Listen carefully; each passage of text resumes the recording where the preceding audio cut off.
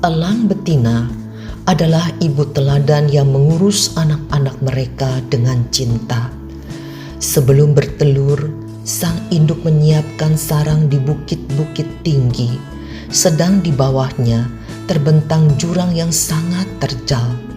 Rangka sarangnya terbuat dari ranting keras dan duri tajam yang dilapisi rumput halus dan cabutan bulu-bulu dada sang induk, agar sarangnya menjadi nyaman. Setelah dierami beberapa lama, telur menetas dan muncullah anak elang kecil yang masih belum tumbuh bulu-bulunya. Saat anak elang lapar, paruhnya akan ditengadahkan ke atas, lalu sang ibu memasukkan makanan hasil buruannya ke mulut anaknya, sehingga anak elang pun mulai tumbuh semakin besar. Kala angin kencang berhembus, sang ibu merentangkan sayapnya menutupi sarang untuk memberi perlindungan. Suatu saat, anak elang kaget. Makanan dari ibunya tiba-tiba dihentikan. Perangai sang ibu jadi berubah, kejam, sehingga sang anak jadi bingung. Kenapa ibu jadi seperti ini? Di waktu yang lain sang anak elang lebih kaget lagi saat sayap sang ibu dikibaskan sehingga rumput halus dan bulu-bulu di sarang berhamburan keluar. Kini tinggal ranting dan duri tajam yang menusuk badan.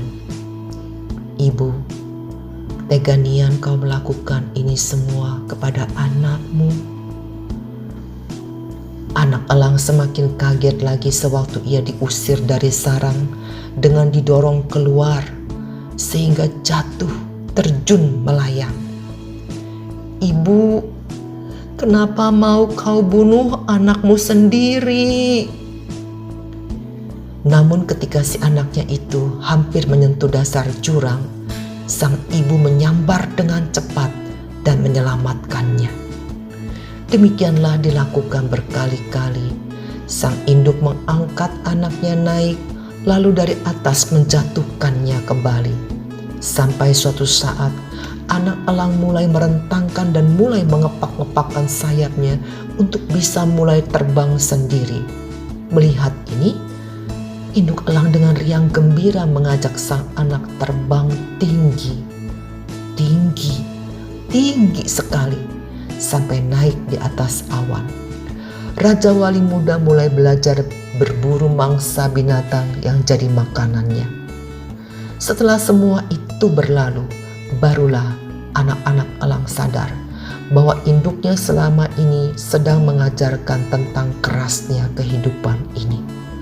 Bagaikan Raja Wali, setiap kita sebagai orang tua harusnya melakukan hal seperti itu, merawat anak dengan cinta, tetapi ada saatnya harus tega membiarkan anaknya survive agar anaknya kelak bisa menjadi dewasa dan mandiri.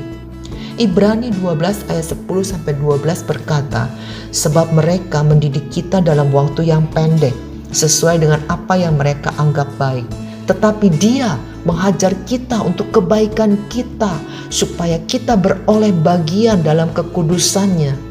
Memang tiap-tiap ganjaran pada waktu ia diberikan tidaklah mendatangkan sukacita, melainkan duka cita.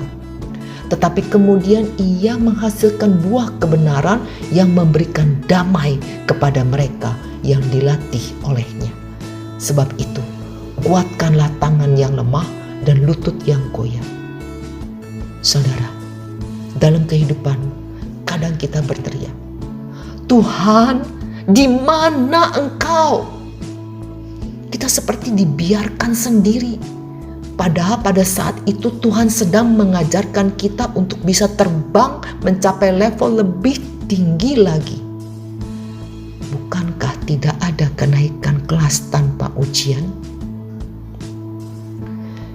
Jadi saat kita tidak mengerti apa yang sedang terjadi dalam hidup ini, tetaplah percaya bahwa Tuhan tidak tinggal diam.